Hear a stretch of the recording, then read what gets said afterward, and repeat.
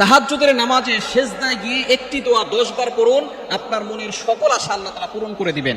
তাহাজ্জুদের নামাজটা হচ্ছে এমন নামাজ, এই সময় সকল মাখলুকাত ঘুমিয়ে থাকে, পাখিগুলো ঘুমিয়ে থাকে, গাছপালা ঘুমিয়ে থাকে, কিন্তু আল্লাহ পাক রব্বুল আলামিন সব সময় কিন্তু তার বান্দাদের দিকে খেয়াল রাখেন কখন কে আল্লাহকে ডাক দেন।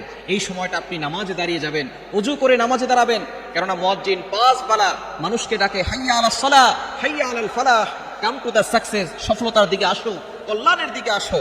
সুতরাং আপনি অবশ্যই একটা বেলা আছে যেই সময় আল্লাহ তাআলা নিজে বান্দাদেরকে ডাকতে থাকেন, সেটা হচ্ছে তাহাজ্জুদের সময়, রাতের শেষ অংশ।